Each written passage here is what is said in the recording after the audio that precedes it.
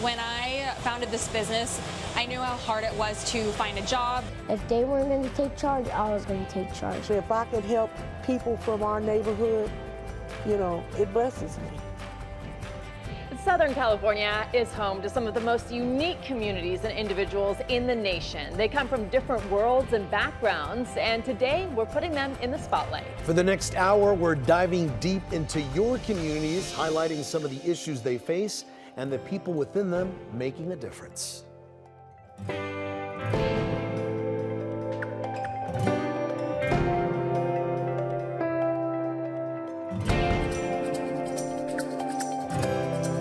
Welcome to our Commitment to the Community special. I'm Juan Fernandez. I'm Rutabaga Shabazzi. Here at KCAL News, we strive to bring you the stories that matter to you, especially through community storytelling. We start in Mid-City today. For more than 20 years, tall iron rod gates have separated one neighborhood. But some living outside the gates are trying to get them taken down. KCAL News reporter Leslie Marin has both sides of the debate. It's the first thing Rosana Cambron notices. The gate, the white gate. Every time she steps outside her home. Just a reminder of how it separates us. This 10-foot tall white iron rod gate separates Cambron's home from the rest of her neighbors on South St. Andrews Place in Mid-City. This is the problem. See, I could easily go this way, but I can't because of the gate. The barriers, which remain permanently padlocked shut on 4 city streets in this neighborhood. Yeah, there's another gate right there. We're coming up to another gate. All close off pedestrian and vehicle access to those south of Pico into the Country Club Park neighborhood. You can see the streets are clean because there's a street sweeper that comes by. In our street, if my husband doesn't clean it, it doesn't get clean. Cambron, along with the organization Open Sidewalks LA, have now launched a petition to open the gates to pedestrians. See the lock up there? They say people sometimes have to walk half a mile out of the way to catch buses or head to the store. Every so often I do see people trying to, just climbing the gate because they don't have access. They have to go all the way around. The gates were erected back in 1999 when neighborhoods across LA, including Country Club Park, wanted to partially close streets because of rising crime. I'm telling you, we would be sitting on the porch and you would shoo, and be like, okay, and you can see the person running on foot and the police come in and then here come a helicopter. And it was like a regular thing. Courtney Burrell has lived in Country Club Park since before the gates. The neighborhood is now a historical preservation zone, known for its unique architecture. And while living here has its issues, like homeless encampments, Burrell says the gates do add a layer of security. It was just a different neighborhood, and after they went up, it completely changed and minimized the amount of traffic. People now drive over here to walk their dogs or drive over here to get their exercise in. Back then, the neighborhood association paid for the gates and still maintained them. And while they were originally only approved for 18 months by the city, they have lasted more than 20 years. Two things can be true at once, right? And I think that what they're saying could be true, but I don't think it's to the extent of that it's negatively impacting people the way that they're presenting it. The neighborhood association says they want to work with residents outside the gates to find a solution. But for Cambron, the only solution is removing the locks. They have no real reason to keep them. In Mid-City, Leslie Marin, KCAL News. Tens of thousands of people live on the streets of Los Angeles, but there is a relentless fight to stem the crisis. KCAL News reporter Tom Waite introduces you to one woman on the front lines, changing lives one person at a time. It's a blessing for us to be able to do what we're doing. Odessa Henderson, or Mrs. Odessa as she's known to many, is a homeless outreach nurse in South LA who works for Hopix. She and her partner Jose devote their lives to saving people living on the streets. This is where I grew up. I grew up in Los Angeles, in the hood, as they say, in Watts. And if I could help people from our neighborhood, it blesses me. There's a lot of RVs here. Yeah. And while the homeless population exploded during the pandemic, there are signs of it ebbing. So right now we're on our way to see a client who was recently housed. This is her first time ever being in her own apartment. She was living in a shed in a yard. That client is 61-year-old Janice, who proudly showed us her apartment. Was it a big adjustment moving inside after so many years? Yes. And I believe it was more than 5 to 6. I believe it was like 7, 8, 9. And even though Janice has a home, What about a sweatshirt? Henderson still looks after her. We'll give you a pair of sweatpants and a sweatshirt. With 46,000 people living on the streets of LA, Henderson is fighting an overwhelming battle each day. It's heavy. This is what you're up against, right? This guy who's like talking to himself. Having a meth episode. And of course, one of the major issues is space. There simply aren't enough beds or temporary housing to help everyone. Lisa is one of Henderson's clients who lives in an RV and on a wait list for housing. Today, Henderson is checking on her medication and delivering some hope. And I'm going to put all this information together and then try to get you matched. Henderson is relentless in her mission to save people from life on the streets. Going back up in front. And she radiates warmth and optimism. As long as it's a better situation than they were in when I met them, that's a success. In South LA, Tom Waite, KCAL News. They are truly angels. What a blessing to the community, right? Absolutely. Well, we've all heard of dog walkers, but in the San Fernando Valley, there's a man known as the people walker. That was one of the things I was thinking about when I started the people walker, was like just the safety of having somebody else with you. I mean, the buddy system. Chuck McCarthy came up with a business idea back in 2016. The service for hire offering company and companionship may seem pedestrian, but the idea took off. McCarthy even gave a TED Talk about it. The conversation topics on his walks range from the mundane, like traffic, to deeper topics like the supernatural. We spoke to one of his clients. He's just such an easygoing guy that, like, you know, he just talks about whatever you want to talk about, whatever's on your mind. It's almost therapeutic in a way, and it's just better than walking alone. One of the biggest things that people get out of this is talking to someone and knowing that they're actually listening. The People Walker is based in the Sherman Oaks area, and customers can make appointments on his Facebook page. A library with no books, just people. The Human Library has been publishing people's personal stories for more than 2 decades. The global group offers safe spaces for individuals to share their experiences and break down stereotypes through conversations. KCAL News reporter Amanda Starantino takes us inside a session.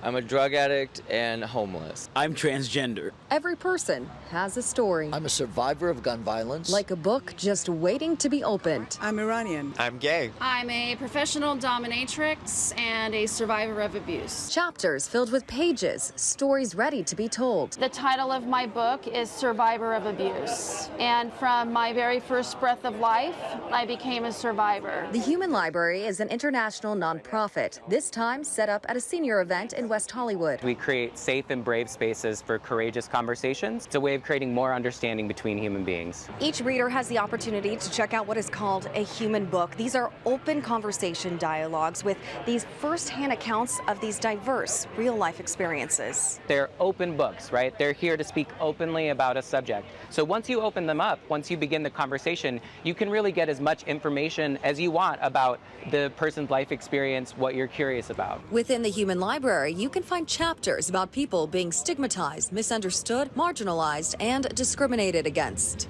I find it very soothing to be able to have a chat with people and let them know what it's like to be an Iranian, what my background's like, what it's like to live here, and dispel some myths. It's a platform for stereotyped voices to communicate their lived experiences. Putting a human face to transgender instead of, you know, all of the stuff you can read on the internet and things like that, is actually a personal connection that I can make with another person that may not know anything about being transgender. With an opportunity to ask questions and have a conversation. I think what's most fascinating about telling my story is the aha moments when people say, oh, I've never thought of it like that, or I've never known that. Each book creating hope for a kinder future where society can embrace each person's unique humanity. In West Hollywood, Amanda Starantino, KCAL News.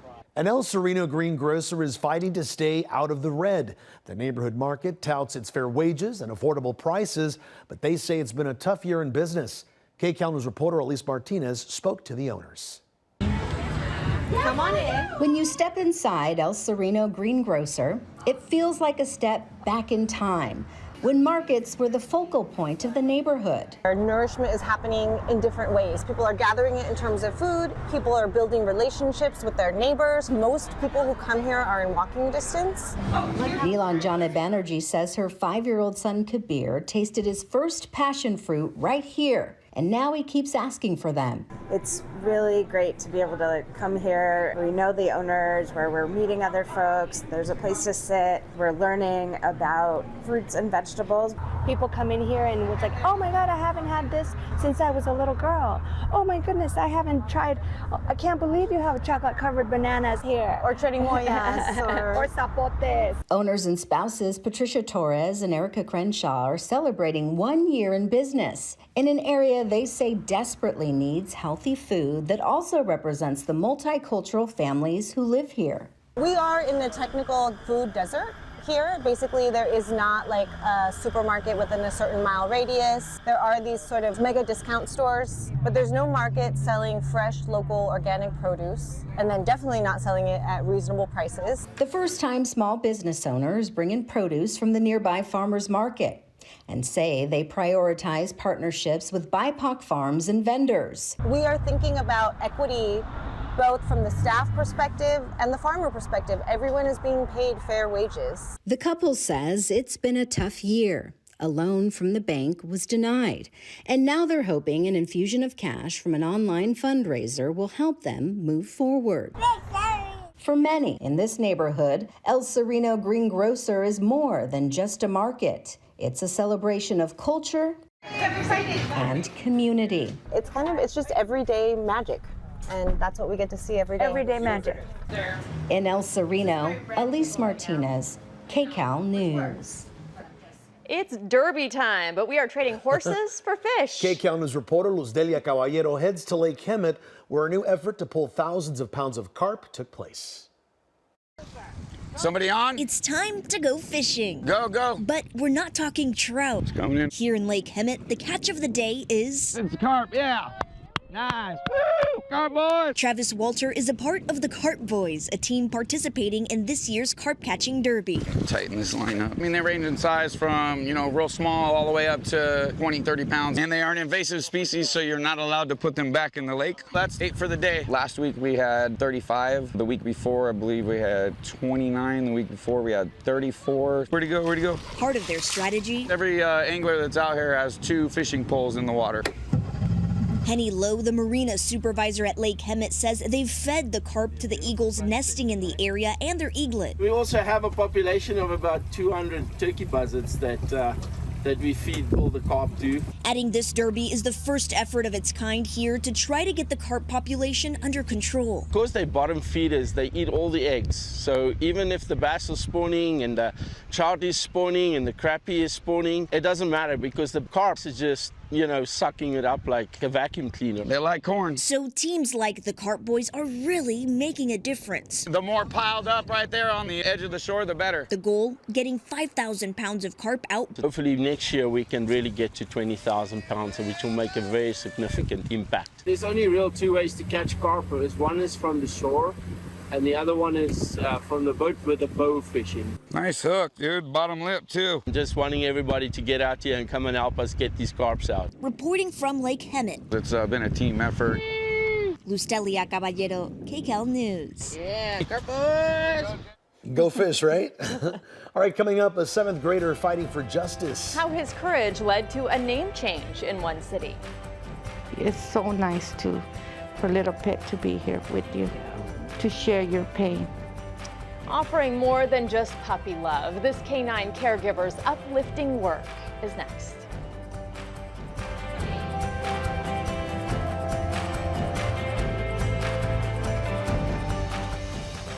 For 2 years, hundreds of households have been receiving money each month, no strings attached, as part of the LA County's Guaranteed Income Pilot Project, which is trying to alleviate poverty. Now, the program is expanded to include foster youth. As KCAL News reporter Jasmine Veal shows us, it's helping one young man breathe a little easier. Smiling. Oh yeah, I'll walk fast. Elijah Blanton has a new morning ritual of grabbing coffee or tea at the cafe around the corner from where he now works in Wilmington. Can I get a peach sweetener, lemonade? A little over a year ago, he couldn't afford a place to live. I was homeless. Just graduated with my bachelor's. I was working, but being from Los Angeles at 21, 22 is hard, especially coming out of foster care.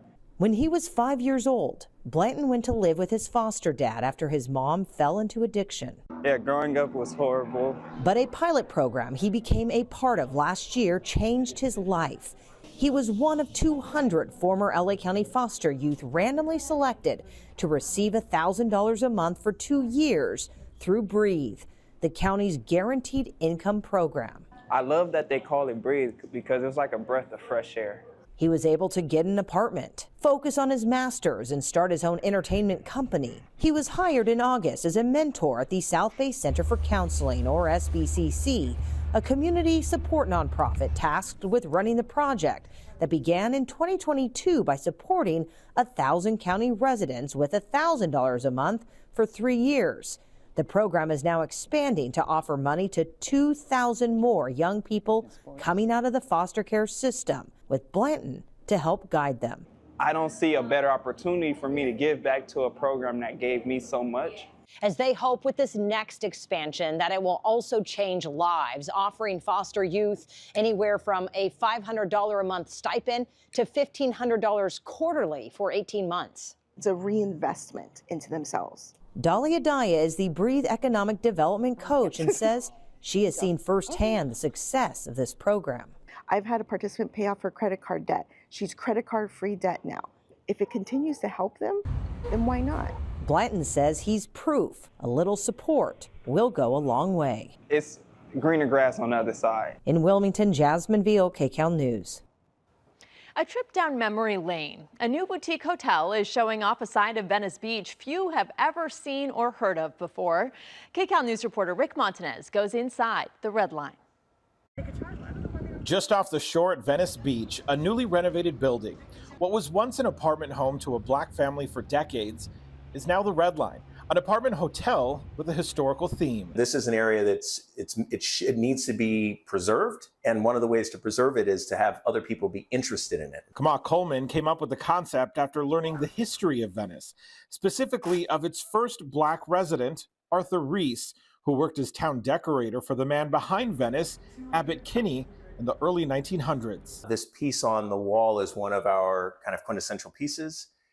It talks about the redlining, and you can in fact see the redlining that occurred here at the beach in Venice. The hotel's name, a nod to the discriminatory practice of withholding loans and financing to minorities to keep them out of specific neighborhoods. An opportunity to take a concept like redlining that has been historically very, very painful, has cost a group of people billions of dollars in lost equity and generational wealth, and now repurpose it in a way that feels good, that's inspirational, that puts us in locations that historically we were not able to own it. Michael Clinton is co-founder. He and Coleman are two of the 4 partners that run what they say is the only black-owned hotel in Venice.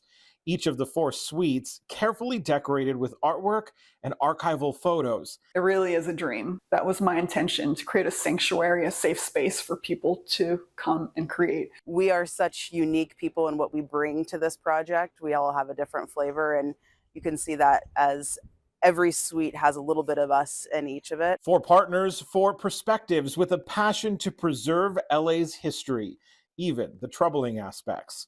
All this while showcasing black musicians, artists, and residents who shaped it. You wonder why it's unique. You wonder why it's funky, why it's cool, why it's so welcoming, why it's so transformational. It's because we were there in the beginning when they were creating it. I just don't think you are able to move forward if you don't understand where you come from. In Venice, Rick Montanez, KCAL News. Honoring the legacy of a family who broke racial barriers. Fontana Elementary School will soon have a new name thanks to an inspiring 7th grader who asked the district to change it. Here's KCAL News reporter Rena Nakano. Next to the portables in the back of Randall Pepper Elementary School in Fontana, there is a peace pole. It says, "May peace prevail on earth." It's part of the O'Day Short Family Unity Garden, dedicated last December. The Short family owned this land before the school was built on it in 1950. I wonder what was his life like? Cyrus Moss attended Randall Pepper Elementary and wanted to know who was this O'Day Short. I went on Google and I did some research about it. In 1945, successful engineer O'Day Short bought a property on the corner of Randall and Pepper Streets. He, his wife Helen, and 2 children, Barry and Carol Ann, lived in their newly built home, but they were not welcomed by their neighbors. Times were different back in the 40s. There was a racial divide between Baseline North, where African Americans were allowed to live, and Baseline South, they were not. Members of the local Chamber of Commerce offered Short that they would buy back this land for its full value, but Short declined. That's when the threats began. On December 16, 1945, his home exploded in a fireball, which eventually killed the entire family. Authorities called it an accident, but an NAACP investigator found the fire was set intentionally. I just wanted to give justice to him.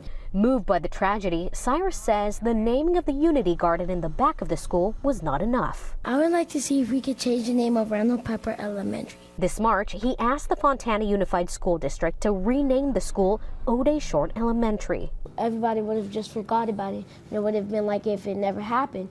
But it did happen, so then I realized if they weren't going to take charge, I was going to take charge. He started a petition and collected 150 signatures from the community. Motion passes 5-0. When you know better, you do better. And so let's memorialize our past, understand our history, and move forward. Starting with the 2025 school year, Randall Pepper will be known as O'Day Short Elementary, thanks to a young man who fought for the legacy of a family almost forgotten. I'm just so extremely proud of you. My goal is to let everybody know what had happened to O'Day Short.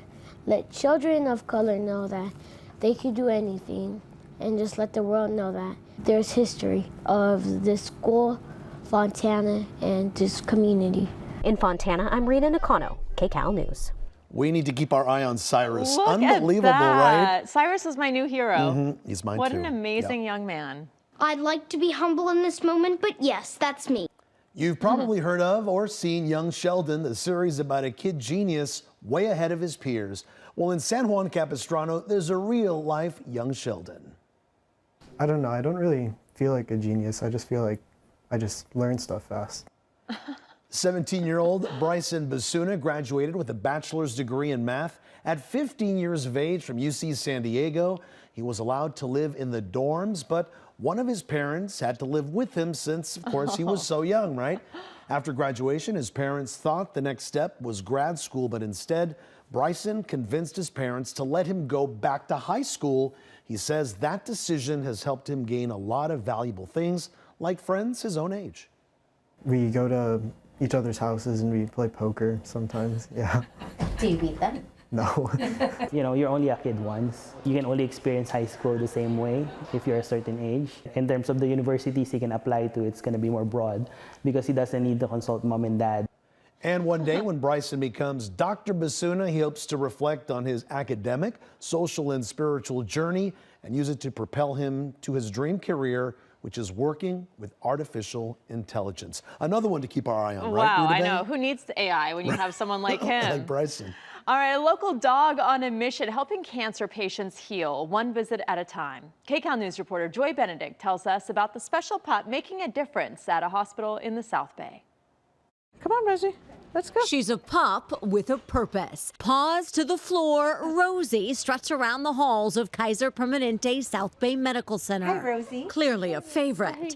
But this mission, like many before, is about finding someone in need of a snuggle. I have stage 3 breast cancer. Rosie sniffed out Maria Quiros very quickly. Because they can sense it more than a human being. This survivor has been undergoing chemo treatments for the last 5 months, and this was her last one. She says she was happy to share it with Rosie. It just brings a smile to my face. It just really is so nice for a little pet to be here with you. To share your pain. You see, Rosie is a regular on this floor. Hi, come in. As she and her human make their rounds when they can, volunteering their time. Because you can pet them and touch them, and they remind you of happy things and not this stuff, nothing personal. No one wants to be here on this floor getting chemo, which is understandable. But Rosie doesn't seem to mind. She loves it. She absolutely loves it. Michelle Hebert is Rosie's human. When I put her vest on, she knows that she's going to work and she gets very excited. She started training her Cavapoo a couple of years ago when she was just a puppy.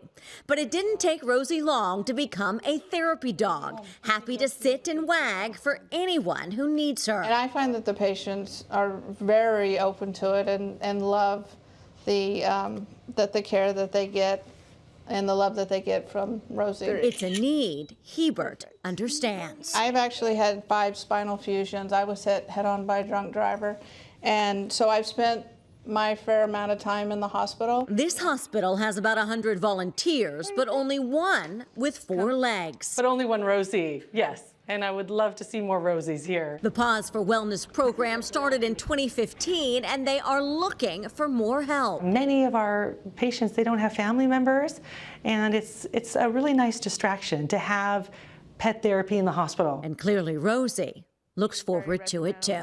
Come. Joy Benedict, KCAL News. Watching Rosie work is even bringing me calm. Such a cute dog. We all right? need a Rosie. Yeah, we sure do. They can do so much. A business idea paired with helping others. The shop putting women winemakers on the forefront. Reconnect with nature in the ways that our great-grandparents had in the past. Plus, a fresh take on front yards. We'll dig into one program helping transform local food supplies. That's next.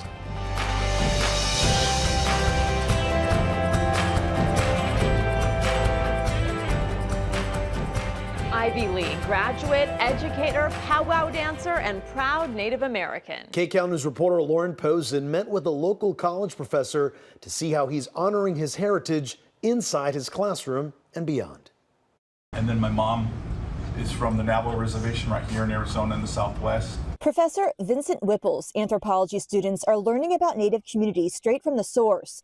He joined Pierce College earlier this year to develop a Native American Studies program. I'm of mixed tribal descent, Lakota Sioux through my father, Navajo Dene through my mom. Whipple grew up on the Pine Ridge Indian Reservation in South Dakota. He initially wanted to be a doctor and graduated from Harvard and UCLA. When he came to California, he says his career took a detour. I was going to the powwows, a lot of the Native actors would come to. So they started to say, hey, this project needs just some extra. And then over time, I gravitated towards a few other film projects. Whipple has worked extensively with Southern California tribal nations and Native organizations for more than 25 years. He's also an accomplished powwow dancer, singer, and musician. Powwows, they have the big drums that sit down, but it's just this.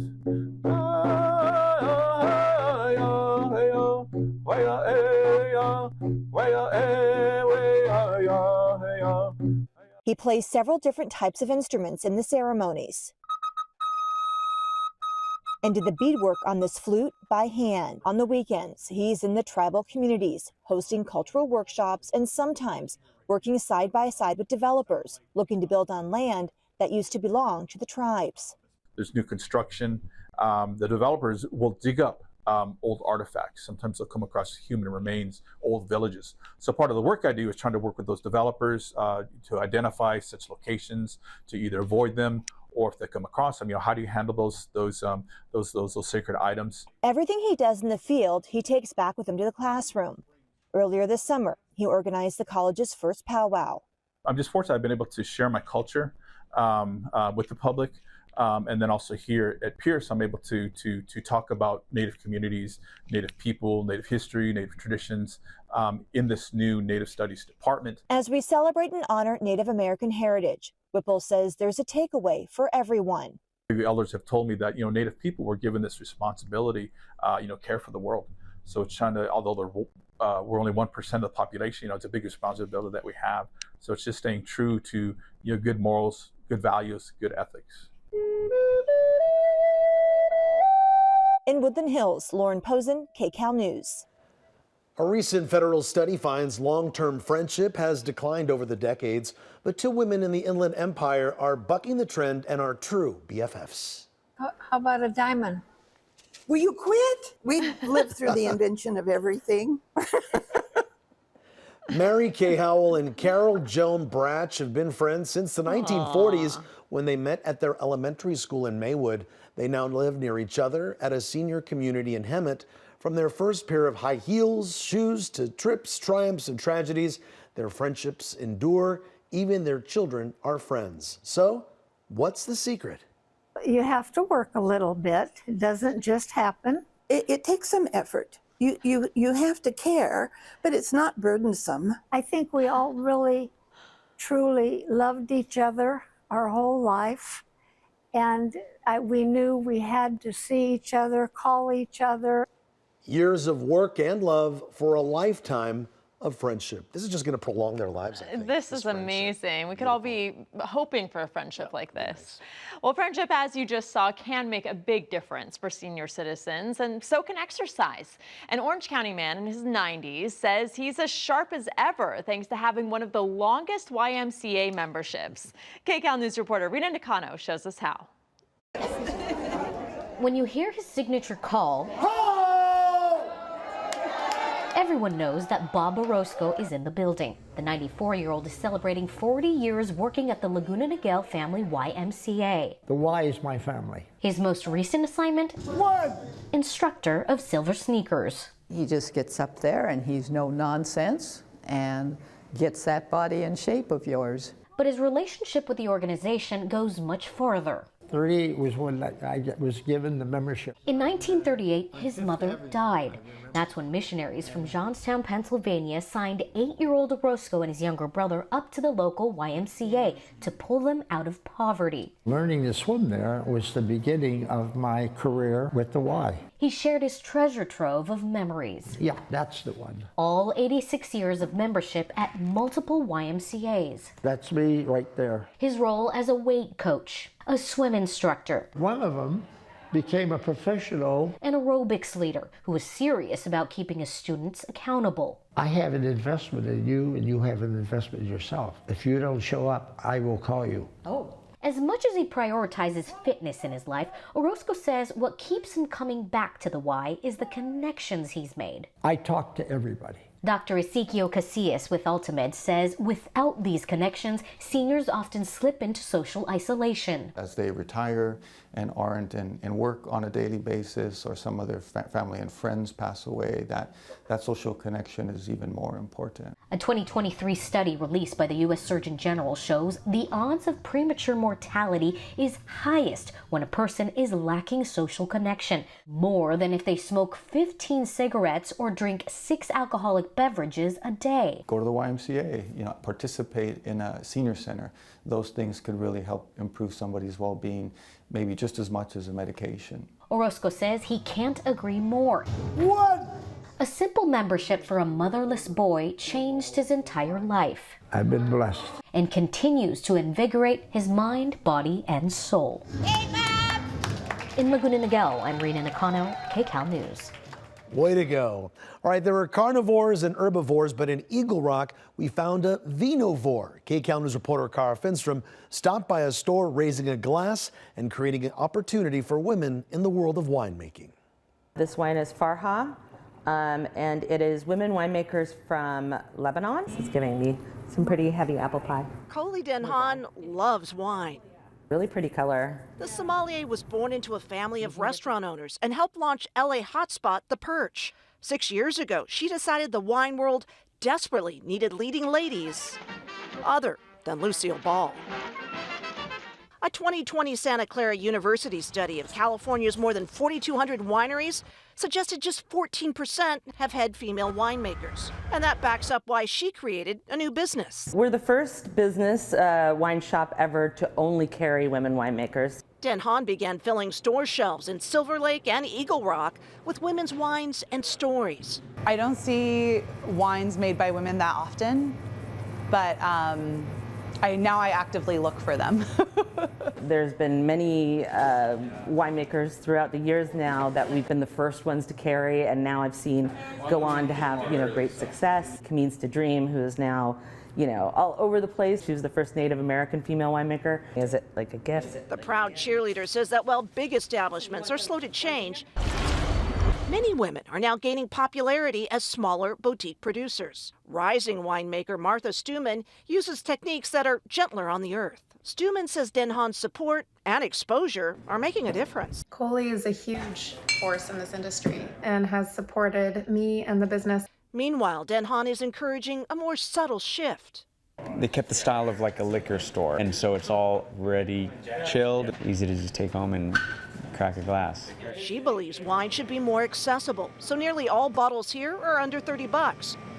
Have you always had the poster up there? And to make selecting one less intimidating, There's a chart with 9 different animals, and they're all color-coded, and they have kind of these personalities. So you could say, oh, I'm in a pink pony mood. Den Han's emerging business legacy, creating new space at the table for both savoring and making wine. From Eagle Rock, Cara Finstrom, KCAL News. Hi, my name is Melody Stein, and this is my name sign. Hi, my name is Tasha Stein, and I'm her daughter, and I'm going to be interpreting as well. Changing narratives, one pie at a time. This is Paola, a Los Angeles-based pizza shop that's deaf, Coda, Asian, and woman-owned. Taisha Stein says her parents, who are deaf, have overcome many hardships to get where they are today. So that's why the Stein family created Paola, a business built on accessibility for the deaf community. When I founded this business, I knew how hard it was to find a job because I was in the same boat with many other deaf people trying to find jobs, sending applications, and many people not giving me a chance for an interview. This place is really important to me because of the communication access. As a deaf person, it's really cool. That way I have everything I need to be able to communicate, and not only just that, I've also grown a lot.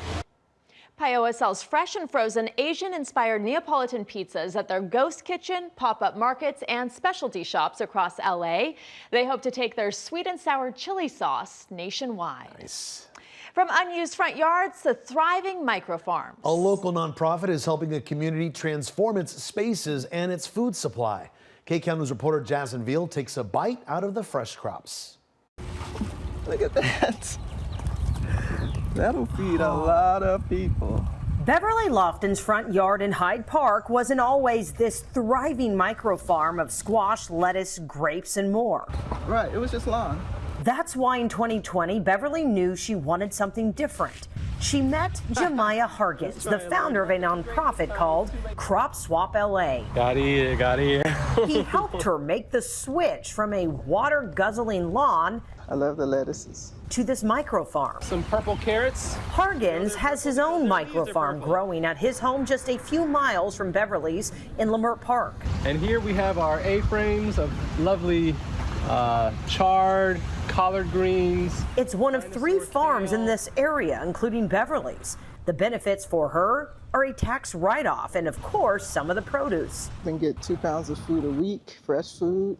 Hargans, who had no experience in farming, left his stockbroker job in 2018 and started the nonprofit because he wanted to give people better food than what was being offered at grocery stores, using unused spaces like front yards to grow the produce and sell it.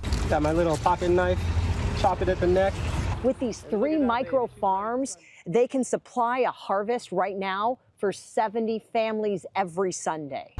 People love it. For $60 a month, people living within a mile of these farms receive a bag of the fresh, nutrient-rich produce that is grown from solar power and recycled rainwater. They're green now, but they're gonna turn. They're Concord grapes. Yeah, we'll deliver straight to your doorstep every Sunday. Every day, drivers stop at Hargans' house on the corner of Degnan, curious about his lush gardens in a concrete jungle, where an easy snack is within hand's reach. This is called a ground cherry. Yeah. And just picked fresh right here. Oh, yeah. Oh, it's a little sweet but sour. Exactly. He hopes to continue to grow people's interest and desire to create their own microfarms and let nature do the work. In Leimert Park, Jasmine Veal, KCAL News. Preventing a final curtain call. The plea from a cultural landmark fighting to ensure the show goes on. We're growing these trees and then we're just throwing them away? That doesn't make sense. Plus, the center branching out and giving trees a second chance at life after they fall or die.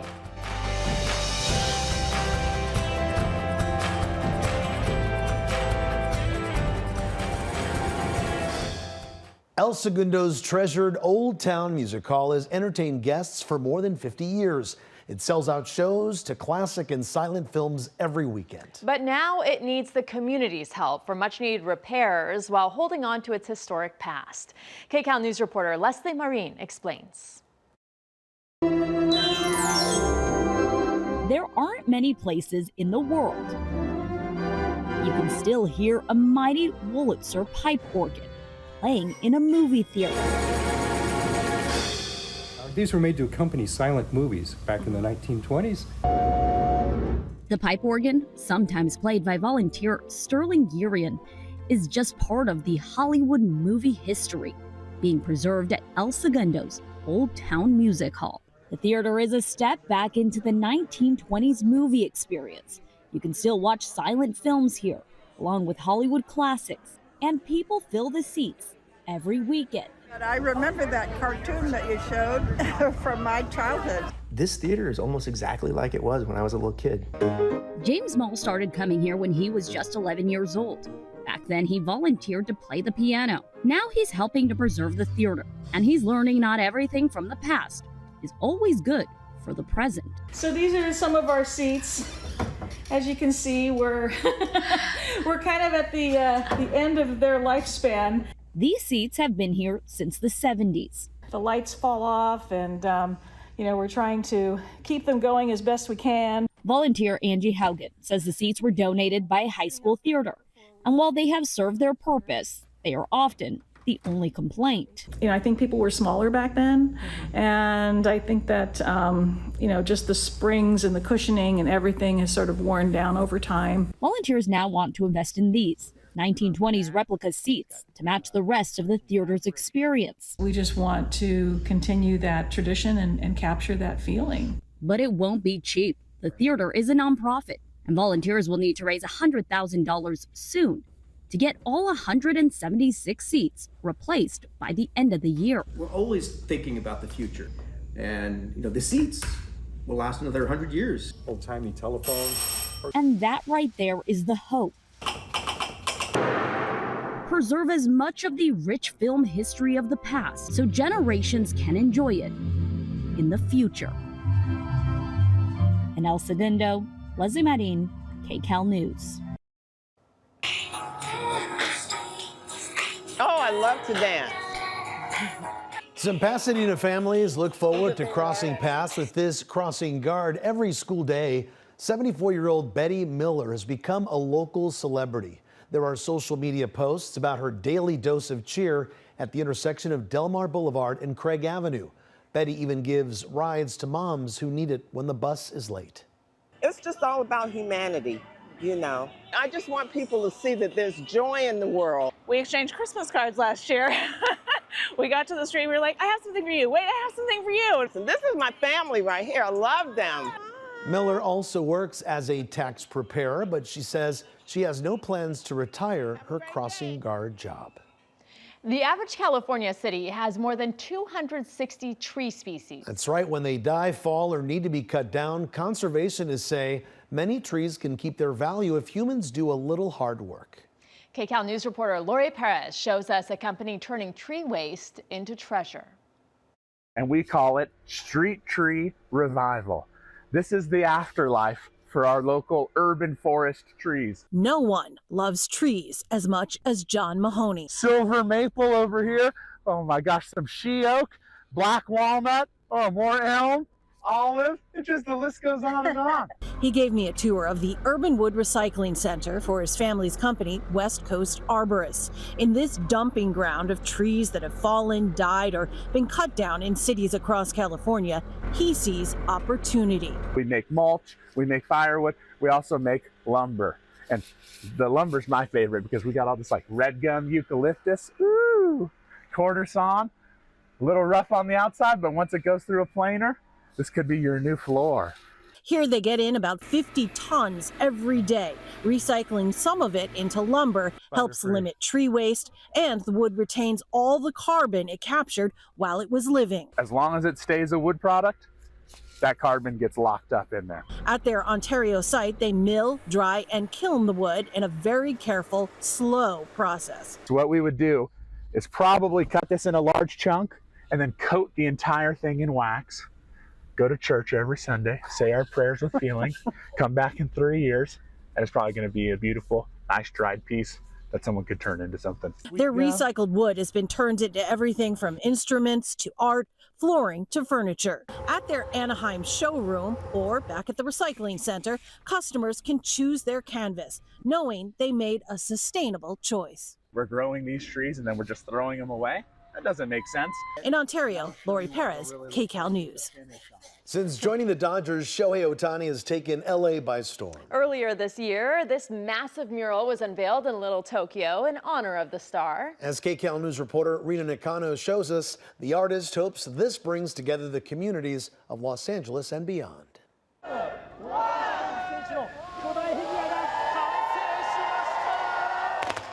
What an incredible journey this has been, creating this mural. 2.5 weeks of blood, sweat, and paint through wind, rain, day, and night. Robert Vargas creating his latest masterpiece titled LA Rising. It was his own desire to put something here on this wall representing Los Angeles. What better than, to put on the newest Dodger superstar, Shohei Ohtani. We first gave you a glimpse of the artwork when Vargas was still working on Ohtani's face, all painted freehand with no grids or stencils. For me, it's really about developing a spatial relationship with the wall. Dodger fans were beyond impressed by the likeness to the slugger. The mural's awesome. I'm an artist myself, but not as good as that. But the artwork doesn't end just at the mural. There's a part 2. Take a look at this QR code at the side of the Miyako Hotel. Press it, and it takes you to an augmented reality version.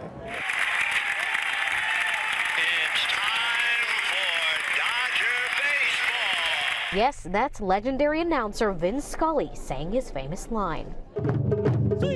Vargas hopes LA Rising draws more people into Little Tokyo as it bridges art, sport, and cultures. We're all on the same team. We got Dodger Nation and the nation of Japan rising up together, hence the name LA Rising. And although Ohtani himself couldn't make it to the unveiling, Vargas says he'll always cheer him on. We love you, we support you, keep doing what you're doing, and ikimashou, let's go, Shohei. In Little Tokyo, I'm Rina Nakano, KCAL News. Very impressive. What a talent, right? Serving the community for more than 100 years, we stepped inside one family-owned shop that's thriving thanks to the owner's passion for soda. Oh, the soda pop ad's back here. Oop. I love his laugh. Yes, so contagious. Meet 81-year-old John Neese, the king of pop in Highland Park. He is the man behind all these fizzy drinks at Galca's Soda Pop Stop. His family's business began as a small Italian grocery store more than 100 years ago, but when competition with the big chain stores threatened to shut them down, they switched their focus to soda pop. And not just any brands, unique ones you won't find in many stores. I particularly look for old, small businesses. Reminds me of my childhood. I can come in and smile every day. And if you can't find your favorite flavor, you can also make your own soda at the Creation Station. I love it. And from the king of soda pop to the candy cane king. Logan's Candies has been crafting candy canes in the Inland Empire for decades, one of the last in the country to do so by hand. KCAL News reporter Joy Benedict went to Ontario to witness the sweet magic.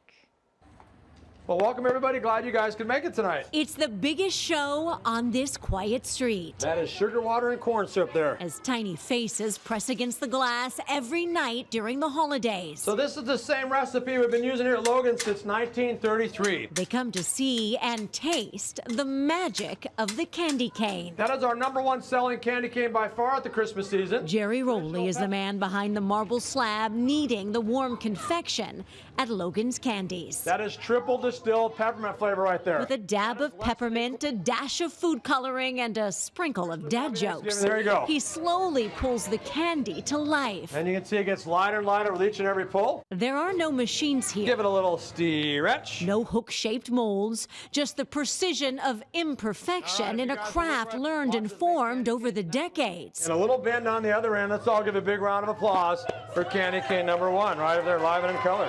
And his audience eats it up. Stay with me, guys, because remember, we still have 398 more to go. Whether you're 8 or older, Everyone was given a warm candy cane to mold and devour. It was like the best. Have you ever tried warm candy? Never. It was so cool. But it's not just one show for this shop, as this family-owned business does this all night, 6 nights a week, not just for the demonstration, but the demand. I am the candy cane king.